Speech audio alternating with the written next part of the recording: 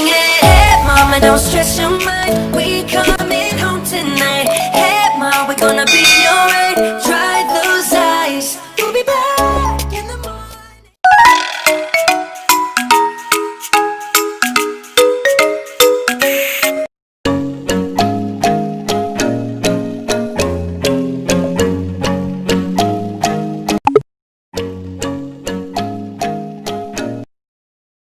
A few moments later.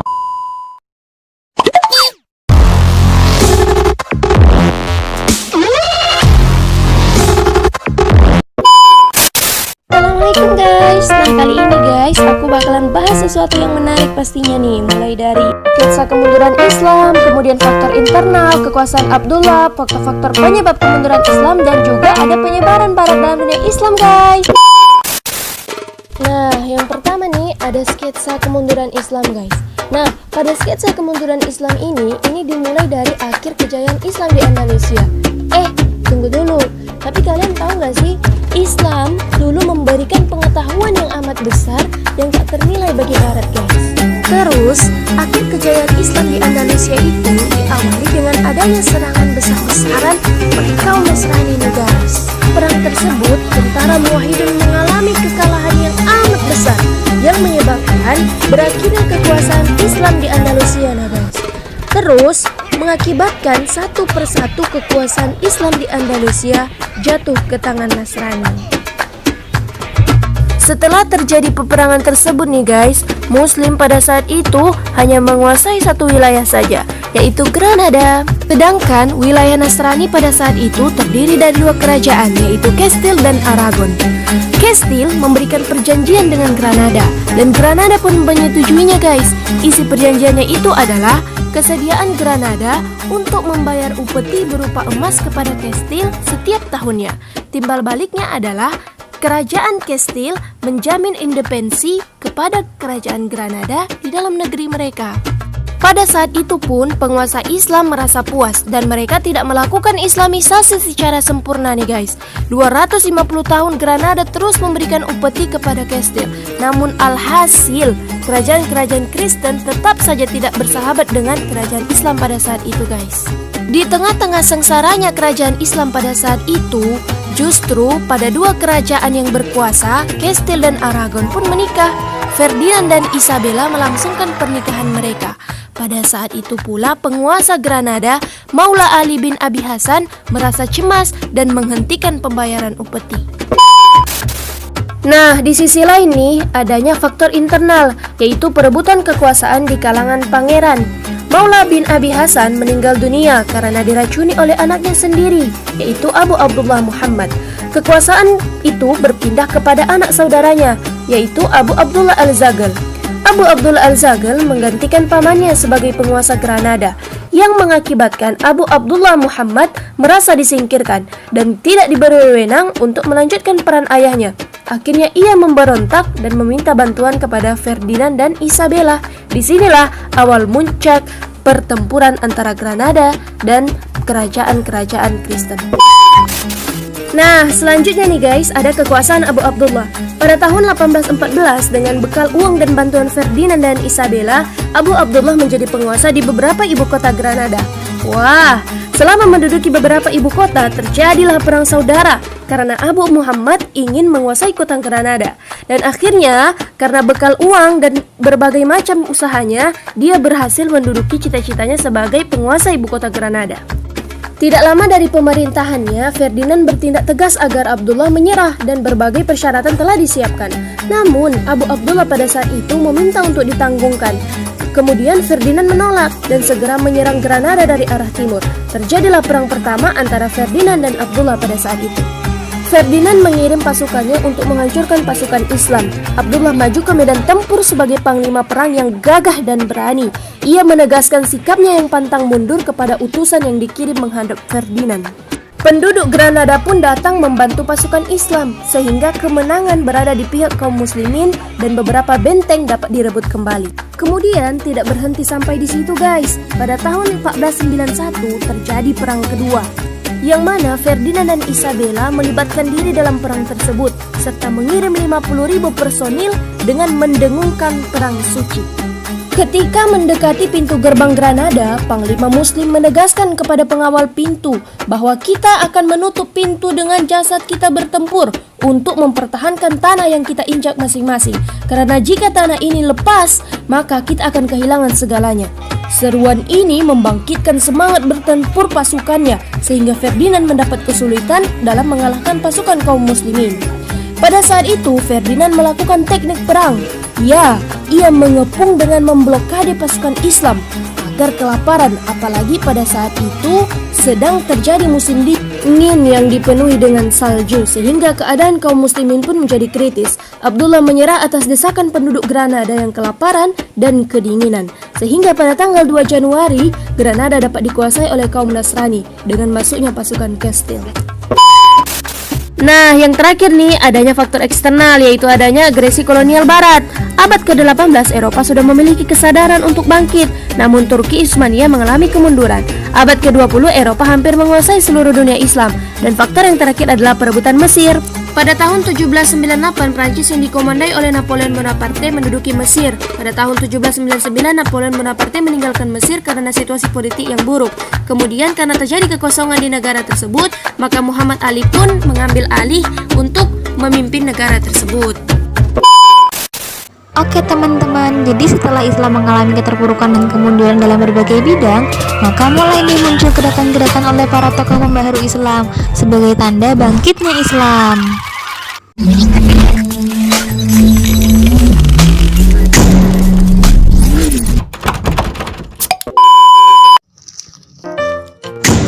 Abad ke-20 dinilai sebagai awal terjadinya gerakan untuk menegakkan Islam. Ada banyak tokoh yang pengaruhnya menyebar luas, dan Muhammad Abduh adalah salah satunya yang membawa perubahan besar terutama di dunia Islam. Berbagai upaya pun ia lakukan, yang tak lain merupakan hasil akulturasi dari berbagai pengalaman selama ia hidup. A few inches later. Ini kita akan membahas 3 pokok bahasan. Antaranya yaitu Biografi. Memiliki nama lengkap Muhammad bin Abduh bin Hasan Khairullah, dilahirkan di desa Mahalat Nasr di Kabupaten Al-Buhairah, Mesir pada tahun 1849 Masehi. Ia dikirim belajar secara formal oleh ayahnya ke perguruan di Masjid Ahmadi yang terletak di desa Tanta. Ketidakpuasan Abduh dengan metode yang digunakan, kemudian ia memutuskan untuk pulang. Setelah 6 bulan, lalu pergi menuju Al-Azhar pada tahun 1871, kemudian bertemu dengan Jamaluddin Al-Afghani yang datang ke Mesir pada tahun itu. Setelah menyelesaikan studi di Al-Azhar pada tahun 1877, kemudian diangkatlah menjadi dosen pada Universitas Darul Ulum Al-Azhar dan perguruan bahasa Qaddafi, yang mana ia mengajarkan berbagai mata pelajaran. Pada tahun 1879, ia diasingkan ke Beirut karena terlibat gerakan politik dan dituduh bersekongkol untuk menggulingkan Khadafi Taufik. Pada tahun 1880, ia kembali ke Mesir setelah masa pengasingannya selesai. Selanjutnya, ia diberi kepercayaan memimpin surat kabar Al-Waqai Al-Misriyah. Kemudian, di tahun 1882, bersama Arabi Pasha, Abduh bergabung dalam gerakan politik menentang ketidakadilan negara. Namun sayangnya, ia diasingkan lagi ke Beirut dan Prancis. Namun, di Prancis ia bertemu kembali dengan Jamaluddin Al-Afghani, dan bersamanya disusunlah gerakan kesadaran umat Islam sedunia dengan nama Al-Urwatul Wuthqa. Pada tahun 1899 diangkat menjadi mufti di Mesir menggantikan Syekh Hasanuddin Al-Nadawi. Kemudian Muhammad Abduh jatuh sakit dan meninggal pada bulan Jumadil Awal 1323 Hijriah atau 11 Juli 1905 Masehi. Selanjutnya, jenazah Muhammad Abduh dikebumikan di pemakaman negara di Kairo. Adapun perbaikan dan perubahan yang dilakukan oleh Muhammad Abduh antara lain menaikkan gaji para pengajar, memperbaiki fasilitas, meningkatkan pelayanan kesehatan, pengobatan cuma-cuma, dan memperbaiki perpustakaan. masa hidupnya, Abduh banyak menulis buku, majalah, surat kabar, dan brosur-brosur.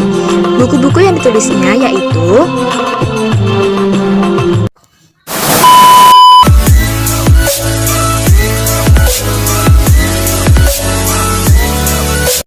faktor-faktor.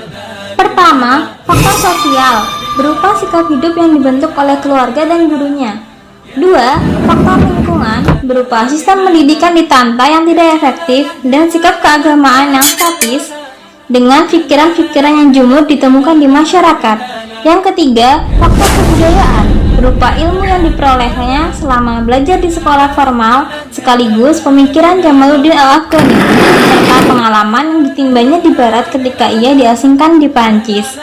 Keempat, faktor politik yang bersumber dari situasi politik di masanya sejak ia masih tinggal di lingkungan keluarga di Muhammad Nasr. Bentuk pembaharuan.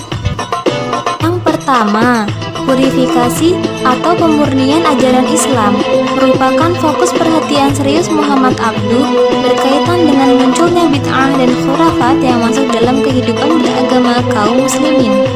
Nah, dalam pandangan Muhammad Abduh, seorang muslim wajib menghindarkan diri dari perbuatan-perbuatan syirik dalam bentuk apapun. Selanjutnya, reformasi pendidikan Islam. Muhammad Abduh memfokuskan pada Universitas Al-Azhar, tempat ia menimba ilmu. Ia menyatakan bahwa kewajiban belajar tidak hanya mempelajari buku-buku klasik berbahasa Arab yang isinya doktrin-doktrin ajaran Islam, namun juga mempelajari ilmu pengetahuan modern serta sejarah dan agama Eropa supaya diketahui sebab-sebab kemajuan yang telah mereka capai. Dan dalam pendidikan non-formal, Muhammad Abduh juga menyebutkan pentingnya upaya perbaikan atau islah. Ia melihat perlunya campur tangan pemerintah, terutama dalam hal mempersiapkan para pendakwah.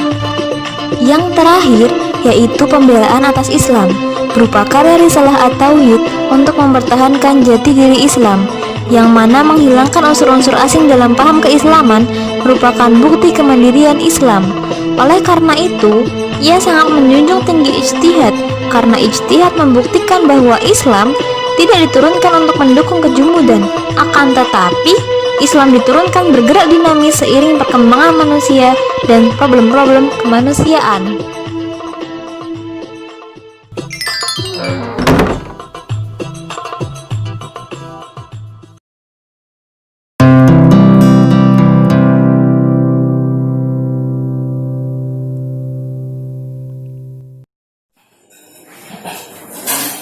Assalamualaikum warahmatullahi wabarakatuh. Kembali lagi bersama saya Muhammad Peter ini yang kali ini akan membacakan sedikit biografi tentang salah satu tokoh pembaruan Islam yang bernama Muhammad Ali Pasha. Langsung saja, Muhammad Ali Pasha dilahirkan pada tahun 1769 Masehi di Kavala, Makedonia, sebuah kota yang terletak di bagian utara Yunani. Beliau meninggal di Mesir pada tahun 1849. Ayah Muhammad Ali Pasha bernama Ibrahim Aga, seorang imigran Turki kelahiran Yunani. Ia mempunyai 17 orang putra dan salah seorang di antaranya bernama Muhammad Ali Pasha. Pekerjaan ayahnya di samping sebagai penjual rokok juga sebagai kepala petugas pada sebuah kota di daerahnya. Muhammad Ali Pasha ini tidak mempunyai riwayat pendidikan sejak kecil, sehingga tercatat dalam sejarah beliau tidak dapat membaca dan menulis. Di situ juga ada sebuah foto masjid bernama Masjid Muhammad Ali Pasha dan terkenal sebagai landmark Kairo, Mesir. Karir Muhammad Ali Pasha. Pekerjaan Muhammad Ali Pasha pada awalnya hanyalah membantu sang ayah untuk berdagang rokok. Setelah itu, beliau beralih menjadi pemungut pajak. Karena kecakapan beliau dalam menjalankan tugasnya ini, beliau pun menjadi pekerja kesayangan dari gubernur setempat. Sehingga dijadikanlah Muhammad Ali Pasha sebagai menantunya. Singkat cerita, setelah itu Muhammad Ali Pasha masuk ke dalam sekolah militer. Karir perwira dengan mudah dicapainya karena dalam menjalankan misi Ali Pasha ini sangat berani dan cakap. Nah, setelah itu baru nih beliau dikirim ke Mesir sebagai perwira untuk bertempur melawan tentaranya Napoleon Bonaparte dari Prancis.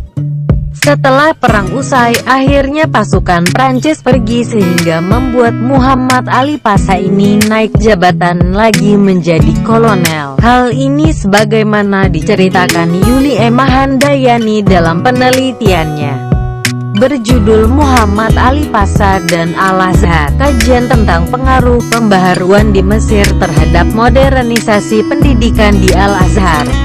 Pasukan Prancis yang pergi pada tahun 1801 menyebabkan kekosongan terhadap tonggak kekuasaan Mesir saat itu.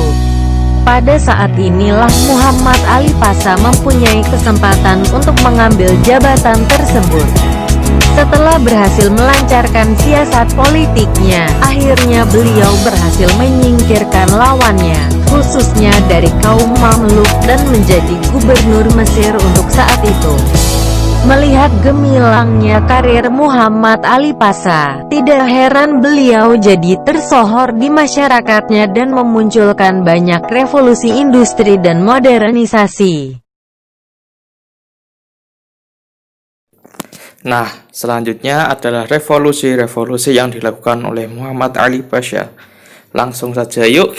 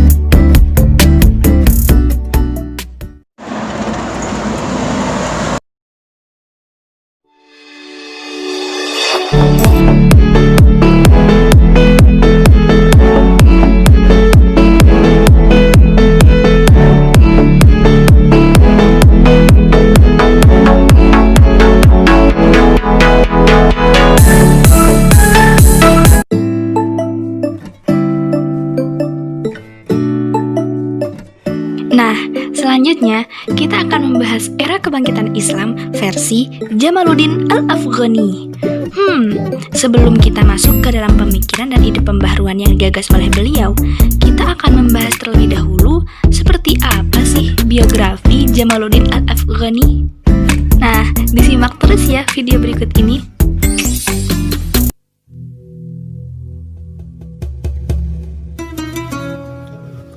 Sayyid Jamaluddin Al-Afghani merupakan salah satu tokoh pembaharu Islam yang terlahir di Asabadat pada tahun 1254 Hijriah atau 1838 Masehi, dan beliau dinyatakan wafat di Istanbul pada tahun 1897 Masehi. Beliau telah banyak melakukan perjalanan ke berbagai negara dalam menjalankan misinya untuk membangkitkan Islam. Beliau hadir untuk menegakkan nasionalisme, patriotisme, serta kemuliaan Islam atau Izzul Islam.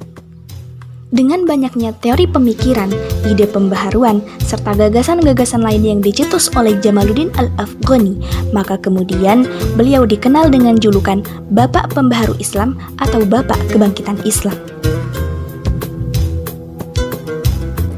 Al-Afghani mengungkapkan bahwa Islam harus bangkit dan harus melakukan gerakan intelektual mengikuti perkembangan pengetahuan modern, mentransformasi keyakinan tradisional yang kaku pada keterbukaan pikiran, serta mempertanggungjawabkan rasionalisme.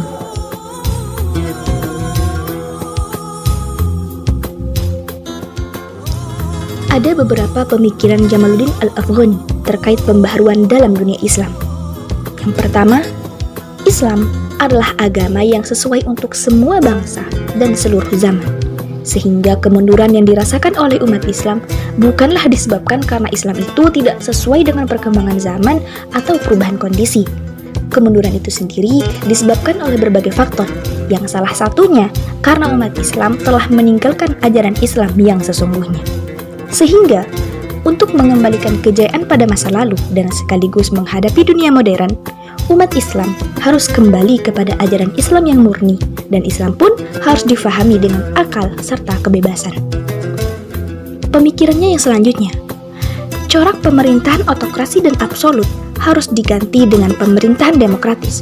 Kepala negara harus bermusyawarah dengan pemuka masyarakat yang lebih berpengalaman.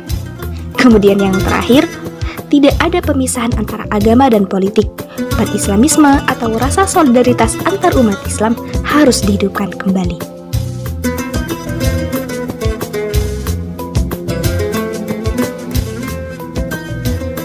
Ada beberapa ide pembaharuan yang telah dicetuskan oleh Bapak Pembaharu Islam Al-Afghani. Nah, salah satu di antaranya yaitu Pan-Islamisme.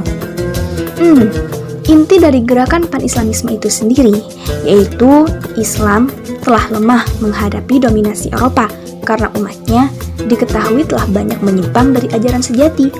Maka oleh karena itu, untuk menghadapi kekuatan Barat serta mencegah kemerosotan moral, orang-orang Islam diharuskan untuk berpegang teguh pada hukum utama yaitu Al-Quran dan Hadis. Nah, gerakan ini kemudian banyak mempengaruhi rasa nasionalisme untuk memperoleh kemerdekaan di banyak negara Islam seperti Mesir, Turki, India, bahkan hingga Indonesia. Pemikiran Al-Afghani ini kelak mengilhami gerakan Ikhwanul Muslimin di Mesir yang berlaku hingga saat ini. Nah, perlu untuk kita ketahui bahwa gagasan Pan-Islamisme yang dimaksud oleh Al-Afghani ini bukanlah meletakkan kekuasaan di tangan satu orang, tetapi umat Islam harus tunduk pada ajaran Al-Quran dan Sunnah, menjadikan agama sebagai petunjuk dalam persatuan, serta tiap negara Islam harus dengan sekuat tenaga membela negara Islam lainnya. Rasa solidaritas, rasa seagama, dan rasa seperjuangan juga ditanamkan oleh Al-Afghani yang beliau menganggap bahwa hal itu merupakan ancaman dan ide yang berbahaya oleh dunia Barat. Karena bila ide ini benar-benar terjadi, maka akan menggoyangkan dunia Barat. Nah, selain Pan-Islamisme, Al-Afghani juga pernah membentuk sebuah partai nasional loh, yang disebut dengan Hizib Al-Watan atau Hizbul Watan. Tujuannya adalah untuk menanamkan kesadaran nasionalisme dalam diri orang-orang Mesir dengan slogan Mesir untuk orang Mesir. Adapun tujuan lain dari partai ini adalah untuk memperjuangkan pendidikan universal dan kemerdekaan pers.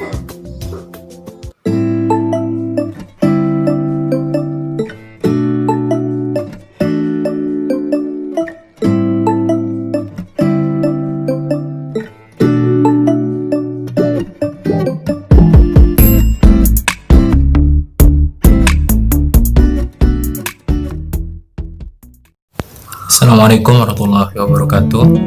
Saya Revan Sofyan dari Prodi Pendidikan Agama Islam akan menjelaskan tentang tokoh pembaru Islam yaitu Syir Alama Muhammad Iqbal. Pertama-tama kita akan membahas tentang biografi dari Muhammad Iqbal itu sendiri.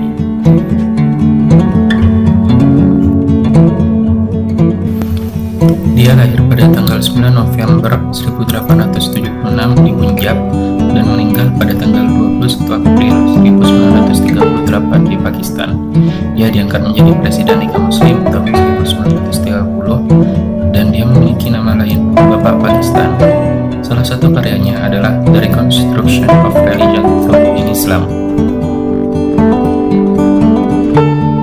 Selanjutnya adalah pemikiran Muhammad Iqbal tentang kemunduran dan kemajuan umat Islam pada saat itu. Iqbal ialah seorang penyair dan filosof, tetapi pemikirannya mengenai kebenaran dan kemajuan umat Islam mempunyai pengaruh pada gerakan pembaruan dalam Islam.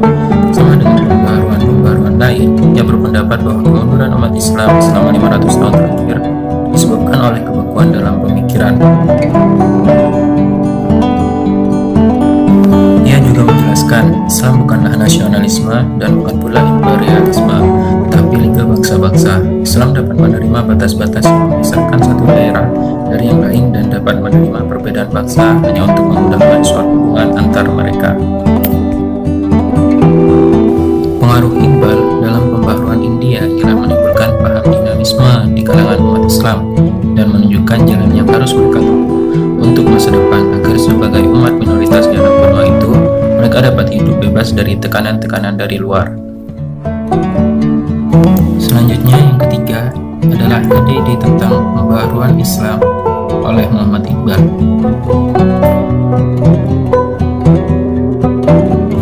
Pan-Islamisasi atau sering disebut dengan pan-Islamisme.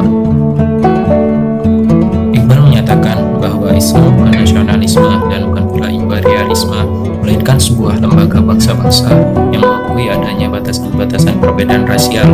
Namun itu hanya untuk mempermudah perkenalan belaka dan bukan untuk membatasi cakrawala sosial para anggotanya.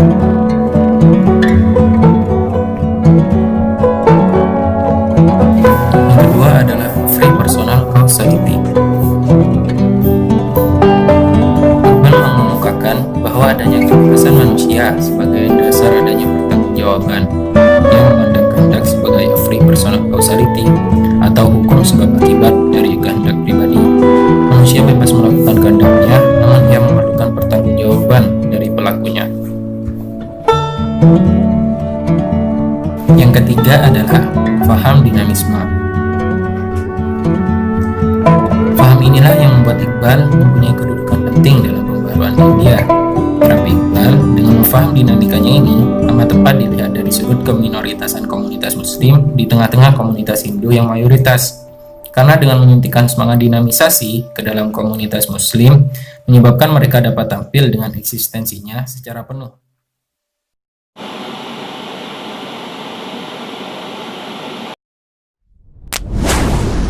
شكرا يا ربي شكرا هديت قلبي شكرا نورت دربي شكرا شكرا يا رب شكرا يا ربي شكرا هديت قلبي شكرا نورت دربي شكرا شكرا يا رب.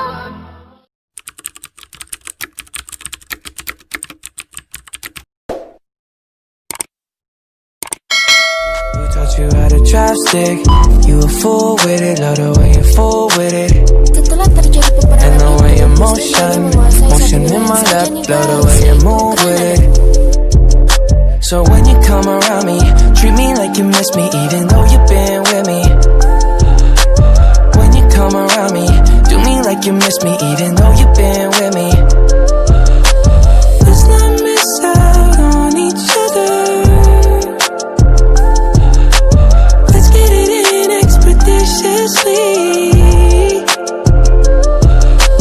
All that I want for you is perfection.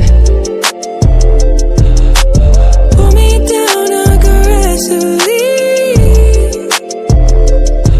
When I rise up, baby, don't shy up. Open your mind, don't knock it till you try it. 1, 2, 3, come on!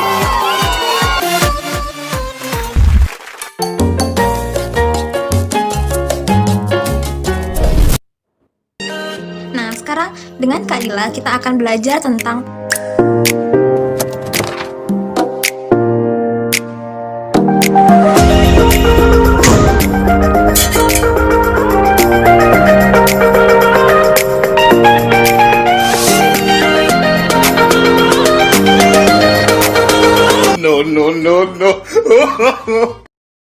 Oke, selanjutnya kita akan membahas 3 pokok bahasan.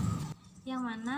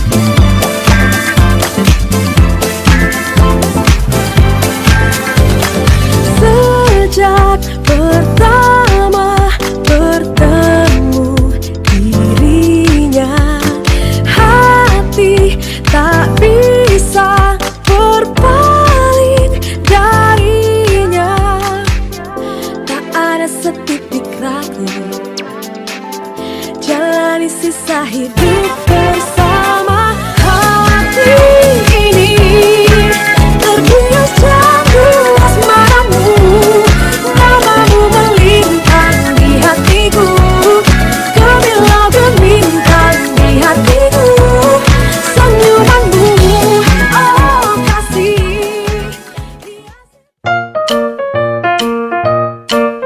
Muhammad Ali Pasa dilahirkan pada tahun 1769 Masehi di Kavala, Makedonia, sebuah kota yang terletak di bagian utara